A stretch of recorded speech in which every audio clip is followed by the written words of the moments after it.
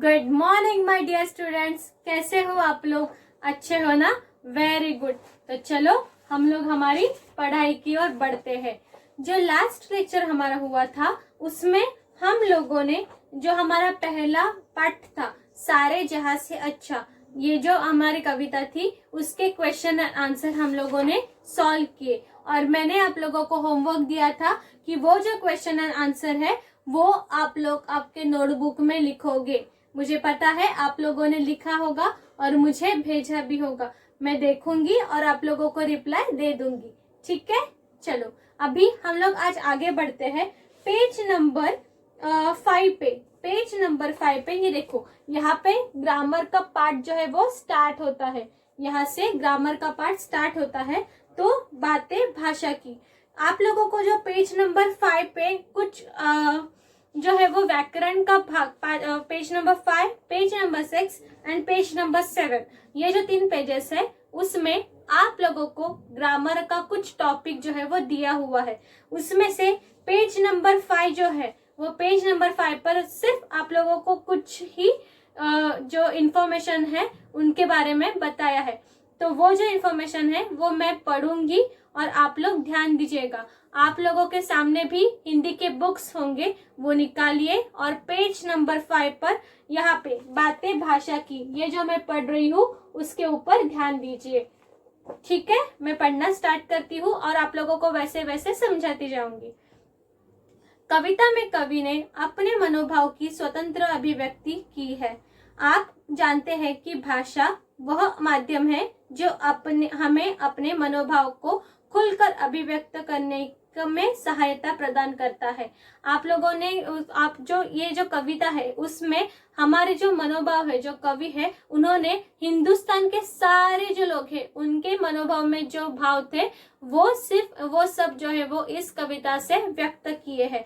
और आप लोगों को तो पता ही है कि भाषा अपने विचार व्यक्त करने का एक माध्यम है। भाषा के 2 रूप होते हैं, मौखिक और लिखित। और आप लोगों ने जो आपका 6th स्टैंडर्ड था उसमें ही आप लोगों ने सीखा होगा कि भाषा के जो होते हैं वो 2 रूप होते हैं। एक होती है मौखिक भाषा और दूसरी होती है लिखित भाषा। एक मौखिक और दूसरी होती है लिखित। तो मौखिक भाषा मतलब क्या?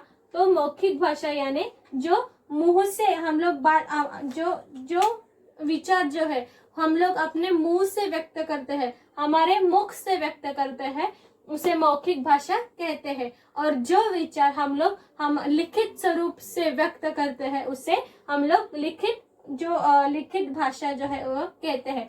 मौखिक भाषा का उदाहरण अगर हम लोगों को देना चाहो तो हम लोग दे सकते हैं भाषण, जो हम लोग स्पीच देते हुए वो। और लिखित भाषा का उदाहरण हम लोग देना चाहे तो उसका उदाहरण होगा पत्र व्यवहार, जो एक लेटर्स हम एक दूसरे को भेजते हैं वो। ठीक है, आगे कविता में कवि ने एक स्थान पर कहा है हिंदी है हम राजभाषा। अभी राजभाषा कौन सी है? हमारी राजभाषा हिंदी। चलो उसके बारे में जानकारी लेते हैं। 14 सितंबर 1949 को संविधान द्वारा देश के राजकाज की भाषा के रूप में हिंदी का स्वीकार किया गया है। जो 14 सितंबर 1949 में संविधान द्वारा, जो हमारा लिखित संविधान है उसके ही आधार पर हम लोगों के कामकाज में जो कामकाज होता है हमारा, वो कामकाज की भाषा हिंदी स्वीकार की गई है। हर वर्ष 14 सितंबर को इसी खुशी में हिंदी दिवस मनाया भी जाता है। और इसी खुशी में हर साल 14 सितंबर को हिंदी दिवस मनाया जाता है। वह भाषा जो देश के सरकारी कार्यालय और राजकाज के काम में प्रयोग की जाती है। और हिंदी भाषा ऐसी भाषा है जो सरकारी जो कार्यालय होते हैं, जो गवर्नमेंट ऑफिस होते हैं उसमें यूज की जाती है, राजभाषा कहलाती है। और इतना ही नहीं, वो राजभाषा भी कहलाती है। भारत देश में सरकारी कामकाज हिंदी अंग्रेजी दोनों भाषाओं में किए जाते हैं। और जो गवर्नमेंट ऑफिसेस होते हैं उसमें हिंदी और इंग्लिश ये दोनों भाषाओं का प्रयोग किया जाता है ऑफिस के कामकाज करने के लिए या ऑफिस वर्क करने के लिए। इसीलिए ये दोनों भारत की राजभाषाएं मानी गई है और इसी वजह से ये इंग्लिश और हिंदी, ये जो दोनों भाषा है वो भारत की राजभाषाएं मानी गई है। अगर एक होता तो हम लोग कहते हैं राजभाषा, और ये दो भाषा है, इसीलिए हम लोग कहेंगे राजभाषाएं, मतलब अनेक वचन। आगे हिंदी का विस्तार। भारत में के अतिरिक्त नेपाल, मॉरिशस, फिजी, ट्रिनिडाद, यूरिनाम जैसे देशों में हिंदी राजभाषा है। और सिर्फ भारत में ही नहीं, तो भारत के साथ साथ जो नेपाल देश है, मॉरिशस है, फिजी, ट्रिनिडाद, सूरीनाम, ऐसे जो अन्य देश है उसमें भी हिंदी जो है वो राजभाषा के तौर पर मानी जाती है, या उन्होंने भी हिंदी भाषा राजभाषा के तौर पर स्वीकारी है। विदेशों में 150 से अधिक विश्वविद्यालय में हिंदी पढ़ाई जाती है। और जो विश्वविद्यालय है, मतलब यूनिवर्सल यूनिवर्सिटीज है, उसमें भी जो टॉप क्लास की यूनिवर्सिटीज है उसमें भी 150 से अधिक विश्वविद्यालय ऐसे हैं जिसमें हिंदी सिखाई जाती है, पढ़ाई जाती है। कुल मिलाकर हिंदी धीरे धीरे अंतर्राष्ट्रीय भाषा के रूप में प्रचलित हो रही है, और ऐसे करते करते धीरे धीरे जो हिंदी है वो अंतर्राष्ट्रीय भाषा के रूप में हमारे सामने आ रही है, मतलब इंटरनेशनल लैंग्वेज वो धीरे धीरे हो रही है। भारत एक ऐसा देश है जहाँ हर राज्य की अलग अलग भाषा है, और भारत ऐसा देश है जहाँ पे हर राज्य की, जो अलग अलग राज्य है, जो अलग अलग स्टेट्स है, उसकी अलग अलग भाषा है। इसी बात को ध्यान में रखते हुए भारतीय संविधान में हिंदी सहित कुल 22 अन्य भाषाओं को मान्यता प्रदान की गई है।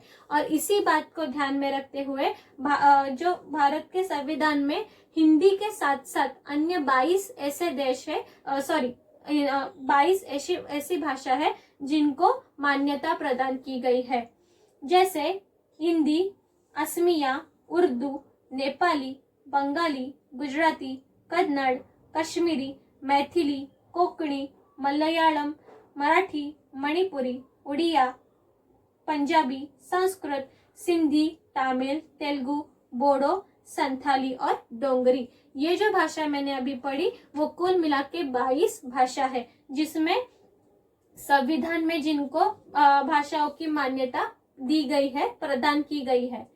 भाषा के अंग अलग अलग होते हैं। कौन से होते हैं? भाषा के विविध अंग होते हैं, जैसे वर्ण, शब्द और वाक्य। जो भाषा होती है हमारी, जो लैंग्वेज होती है, उसके 3 अंग होते हैं। वो 3 अंगों में से जो पहला अंग है वो कौन से है? वर्ण। पहला अंग है वर्ण, दूसरा अंग है शब्द, और तीसरा अंग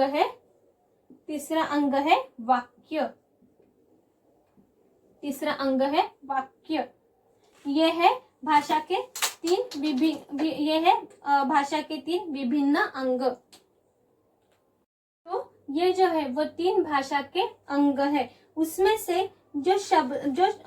इसमें से वर्ण भाषा की सबसे छोटी इकाई है। वर्ण 2 तरह के होते हैं, और इसमें से जो वर्ण होता है वो भाषा का सबसे छोटा पहलू है, और उसमें वर्ण 2 तरह के होते हैं। ये जो वर्ण होते हैं वो 2 प्रकार के होते हैं।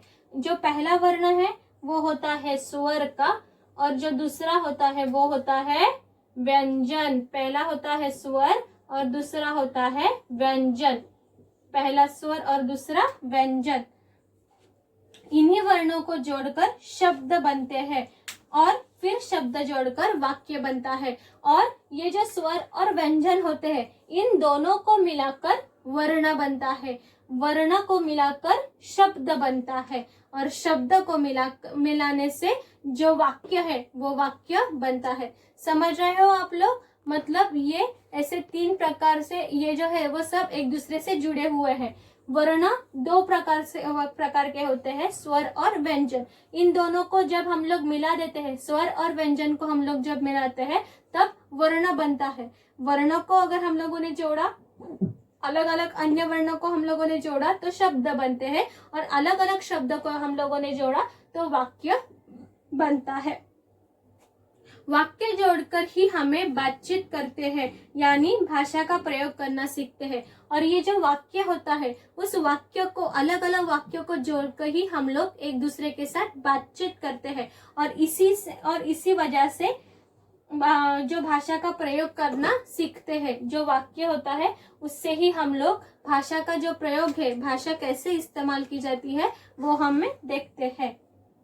अभी पिछली कक्षा में आपने स्वर भेद और व्यंजन भेद पढ़े। आइए अब कुछ और व्यंजन और स्वर के बारे में जाने। जो पिछली कक्षा थी उसमें आप लोगों ने स्वर के भेद कौन से होते हैं, व्यंजन के भेद कौन से होते हैं, ये आप लोगों ने पढ़ा। आइए अभी कुछ और जानकारी इसके बारे में हासिल करते हैं। तो पहला होता है संयुक्त व्यंजन। पहला कौन सा होता है, तो संयुक्त व्यंजन।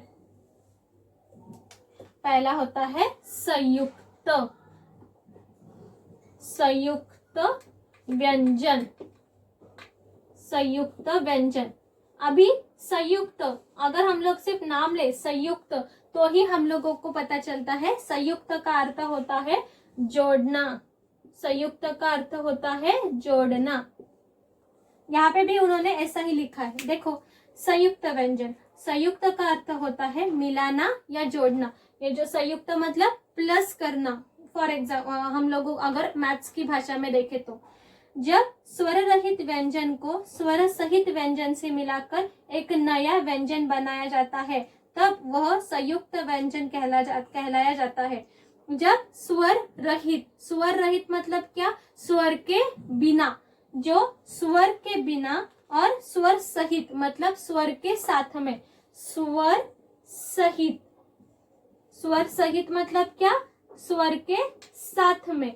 और स्वर बिना या स्वर रहित मतलब क्या, स्वर के बिना। स्वर के बिना जब स्वर रहित व्यंजन को स्वर सहित व्यंजन से मिलाकर एक नया व्यंजन बनाया जाता है, तो उसे संयुक्त व्यंजन कहते हैं। मतलब स्वर रहित मतलब जिसमें स्वर नहीं हो, और स्वर सहित मतलब जिसमें स्वर हो। इन दोनों को जब मिलाया जाता है और उससे जो है वो, और उससे एक व्यंजन बनता है, तो उसे हम लोग कहते हैं संयुक्त व्यंजन। मतलब स्वर सहित और स्वर रहित इन दोनों को जब मिलाकर ये संयुक्त व्यंजन बनता है। तो उसके उदाहरण हम लोगों को उन्होंने दिए हैं। तो उन्होंने जो स्वर, इसका पहले कौन सा अक्षर स्वर का ये दिया है, तो वो है क्ष। ये जो क्ष बनता है, तो क्ष कैसे बनता है, क प्लस क्ष, क प्लस श, इससे बनता है क्ष। और त्र से क और क्ष, ये जो है उन दोनों को मिलाकर क्ष, ये जो स्वर, ये जो व्यंजन है वो बनता है। उसी तरह से जो त्र है, उसी तरह से ये जो त्र है, वो त्र जो है वो कैसे बनता है, तो वो त प्लस र, इन दोनों को मिलाकर त्र ये बनता है। आप लोग प्रोनाउंस करके देखिए, क क्ष जब हम लोग बोलते हैं तो उसमें क्ष को हम लोग जब बोलते हैं तब क और क्ष दोनों का उसमें उच्चारण होता है। वैसे ही त्र को जब हम लोग बोलते हैं तब त्र और र मतलब त और र, इन दोनों को मिलाकर ये त्र ये अक्षर बनता है।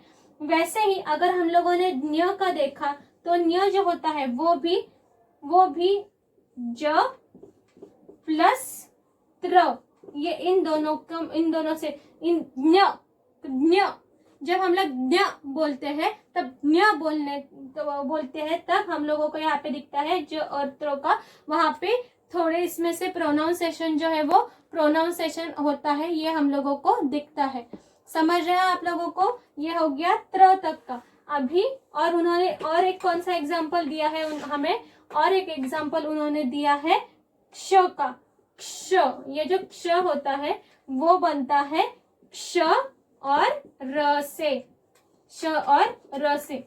इस तरह से ये सब है जो हम लोगों ने ये देखे वो सारे के सारे संयुक्त व्यंजन है। ये जो हम लोगों ने देखे वो सारे के सारे संयुक्त व्यंजन है जो स्वर रहित और स्वर सहित इसके व्यंजन के साथ बनते हैं। ठीक है, ये आप लोगों को पता चल गया। अभी नेक्स्ट हम लोग देखेंगे क और ढ का प्रयोग। ढ और ढ का प्रयोग। अभी संयुक्त व्यंजन हो गए, आप लोगों को पता है संयुक्त व्यंजन किसे कहते हैं। अभी हम लोग देखेंगे हम लोग अभी देखेंगे ड और ढ का प्रयोग। ड और ढ का प्रयोग। इसमें देखो ये है ड और ढ का प्रयोग।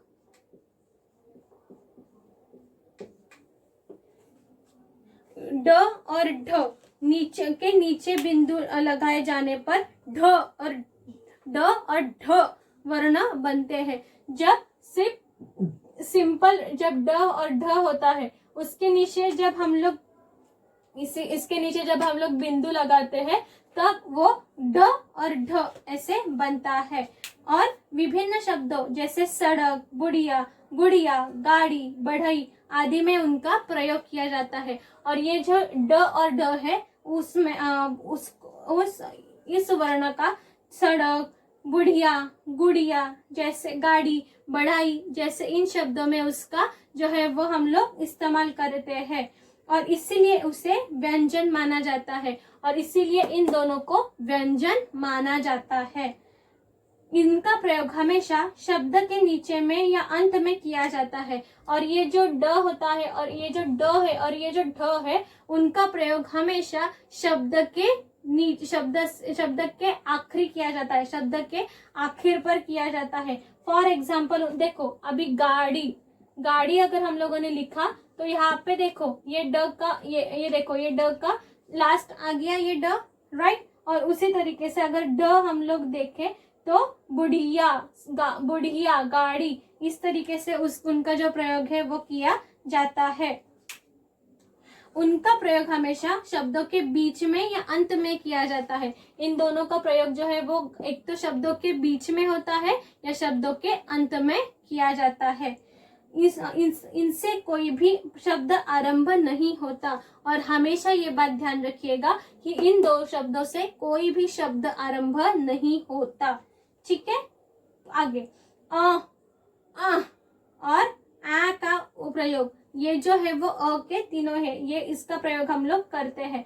तो अभी अ का प्रयोग मतलब क्या, जब अ के ऊपर बिंदु होता है, जब अ के ऊपर बिंदु होता है, देखो ये अ और उसके ऊपर ये बिंदु, तो यह अनुस्वार कहलाता है। उसकी पहचान का चिन्ह है बिंदु। और ये जो है वो अ का है वो उसे अनुस्वार कहलाते हैं। और इसकी पहचान का चिन्ह है उसके माथे पर बिंदु। मतलब यहाँ पे कोई भी एक वर्ण और उसके माथे पर अगर हम लोग ये बिंदु दे तो वो उसे अनुस्वार कहते हैं।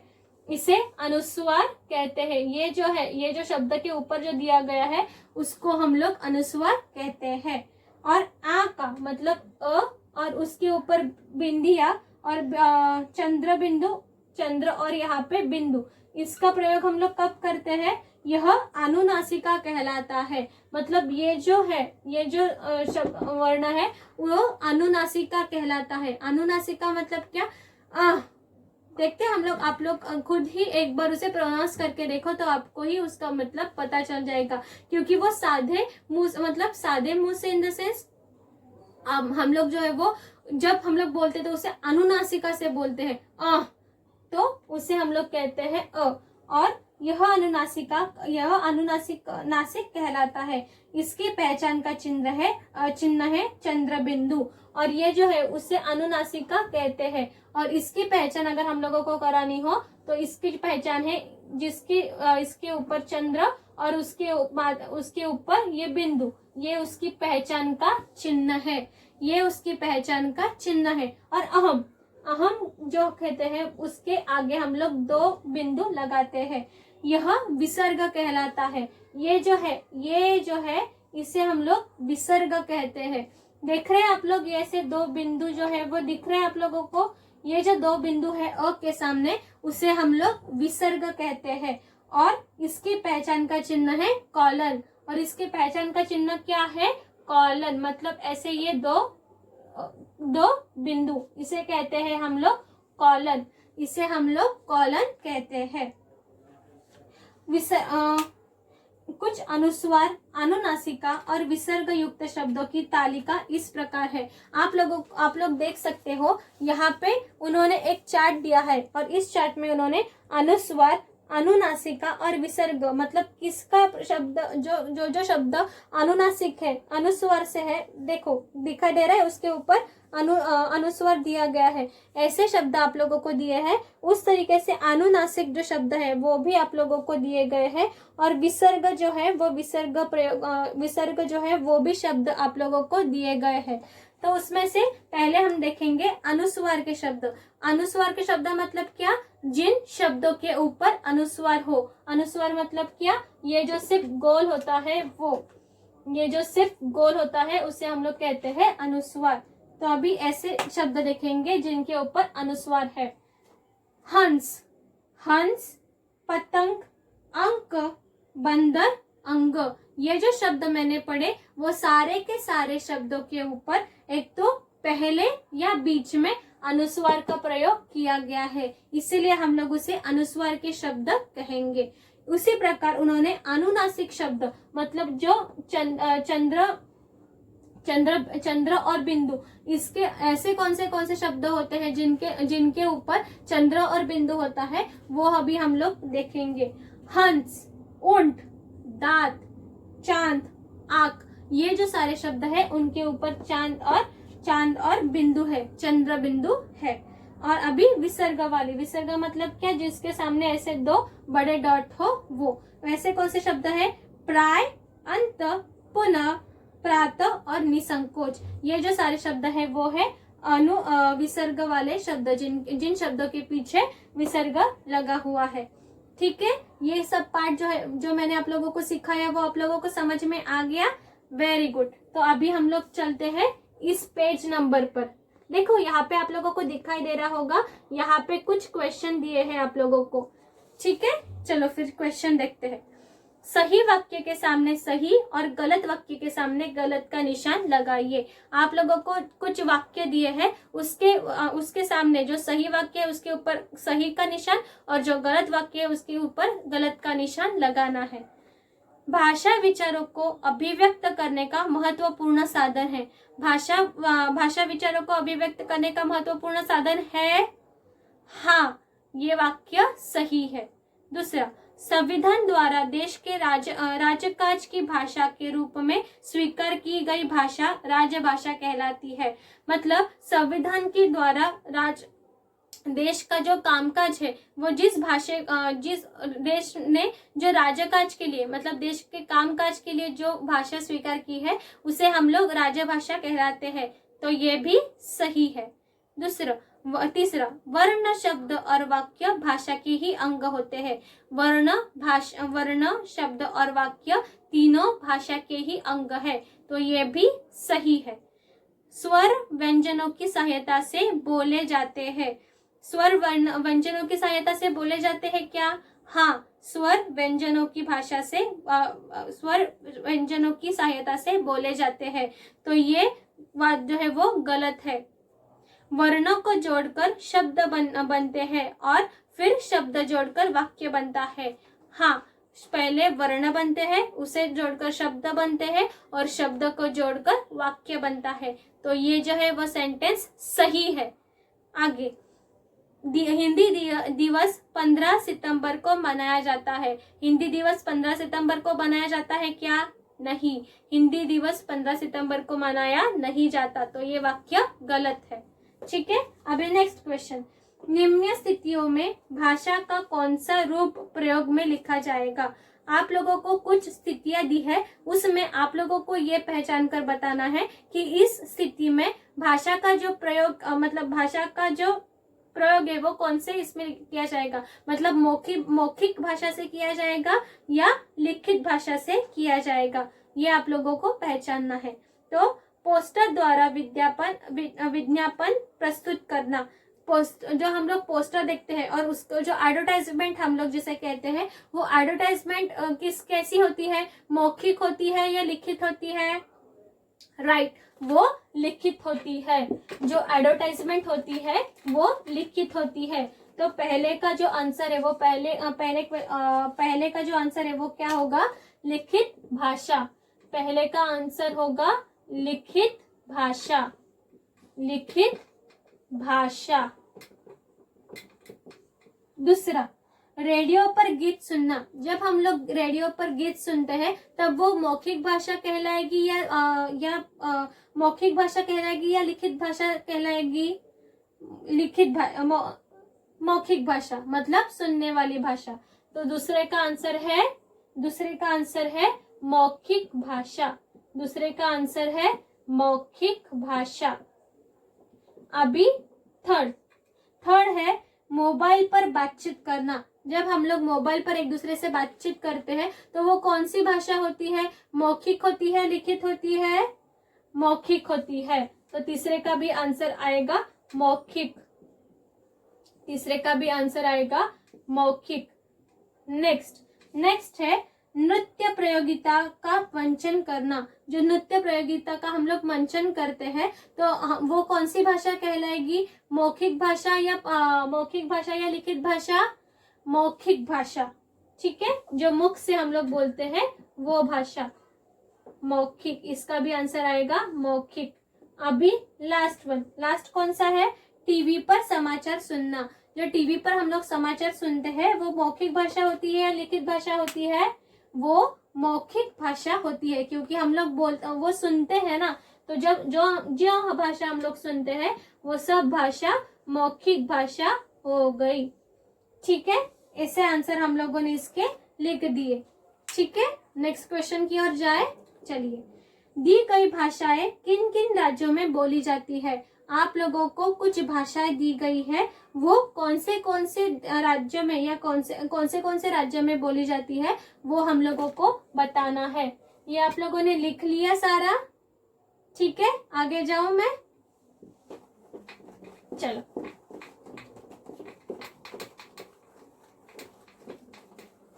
अभी पहली भाषा उन्होंने कौन सी पूछी? बंगाली। अभी मुझे बताओ, बंगाली भाषा कहाँ पे बोली जाती है? राइट, बंगाली भाषा बंगाल में बोली जाती है। बंगाली भाषा बंगाल में बोली जाती है, तो इसका आंसर आएगा बंगाल। दूसरा, गुजराती भाषा कहाँ पे बोली जाती है? गुजरात। गुजरात। नेक्स्ट, पंजाबी भाषा कहाँ पे बोली जाती है? पंजाब। पंजाबी भाषा पंजाब में बोली जाती है। नेक्स्ट, मराठी। अभी मुझे बताओ, मराठी भाषा कहाँ कहाँ पे बोली जाती है? मराठी भाषा महाराष्ट्र, गोवा, कर्नाटक, गुजरात, दमन और दीव और दमन और नगर हवेली में बोली जाती है। तो इसका आंसर हम लोग लिखेंगे महाराष्ट्र। इसका आंसर लिखेंगे हम लोग महाराष्ट्र। उसके बाद गुजरात, उसके बाद कर्नाटक, आगे है दमन और दीव, और उसके बाद है नगर हवेली। इन सब जगह पे मराठी भाषा बोली जाती है। ठीक है, आगे कोंकणी। अभी मुझे बताओ, कोंकणी भाषा जो है वो कहाँ पे बोली जाती है? कोंकणी भाषा जो है वो गोवा, महाराष्ट्र के दक्षिण भाग, कर्नाटक के उत्तरी भाग और केरल के कुछ क्षेत्रों में बोली जाती है। ठीक है, ये हो गया आप लोगों का 2 लिखकर। ये मैं पोंछ दूं? ये हो गया लिखकर? चलो मैं ये पोंछ देती हूँ। अभी नेक्स्ट कौन से है? तो नेक्स्ट है कोंकणी। कोंकणी भाषा कहाँ कहाँ पे बोली जाती है? कोंकणी भाषा बोली जाती है गोवा, उसके बाद महाराष्ट्र